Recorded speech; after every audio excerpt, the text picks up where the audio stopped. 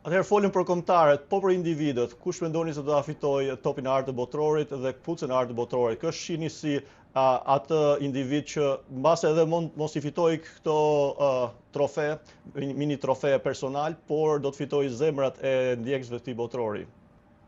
Është shumë e lidhur kjo gjë me ecurinë e skuadrës së mirë. Është vështirë të bësh parashikime të kësaj natyre, sepse varet se si do të ecë skuadra. Fjala vjen u shoh Arda Güler, një lojtar shumë interesant e Turqia për të ndjekur, i gjithë për të ndjekur. Por është Turqia jo statura e skuadrave të mëdha që mund ta ndihmojë këtë futbollist. Por është një lojtar që për mendimin tim mund të bëjë një botror shumë të mirë.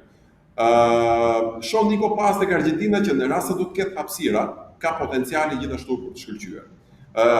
Tek Franca, tim, por edhe unë them që jo vetëm botror, po është lojtari i momentit dhe unë e përqej jashtëzakonisht shumë, është Michael Olise, lojtar klas, futbollist me cilësi individuale të jashtëzakonshme, lojtar i cili është shumë i vështirë për të markuar në duelet 1-1. Unë kam pasur kënaqësinë ta komentoj në Champions në disa raste, në duelet e mëdha të këtij edicioni, Michael Olise, dhe vërtet ka bërë shumë përshtypje. Aftësia e tij për të tripluar, aftësia e tij për të lënë pas kundërshtarët duelet 1-1, aftësia e tij për të kaluar nga djatha drejt qendrës me një lehtësi vërtet jashtëzakonshme, aftësia për të shënuar gola që për të duken të thjeshtë nga distanca, janë element që e bëjnë një lojtar me kualitet dhe potencial fantastik për të qenë një nga më të mirët e botrorit.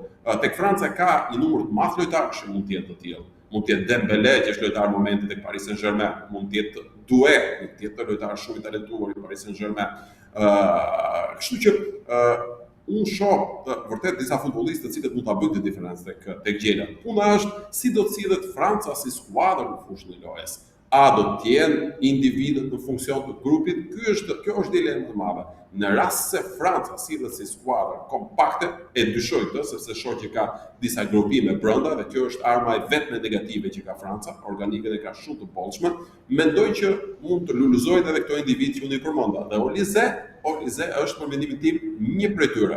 Sa i takon fituesit të topit të artë të kompeticionit, golçënuesit më të mirë të kompeticionit, unë shoh favorit për shembull Harry Kane. Për mua është një nga lojtarët që ka potencialin për ta vijuar rrugtimin e tij si golshënues i këtij edicioni. Ishte fantastik në Bayernin, ishte njeriu që theu rekorde edhe në Champions, edhe në kampionatin gjerman, dhe e shoh si një lojtar me shumë potencial për të qenë kputuca e artë e turneut. Ndërsa për më të mirët e turneut do të qëndroja midis Lamine Yamal dhe Michael Olise.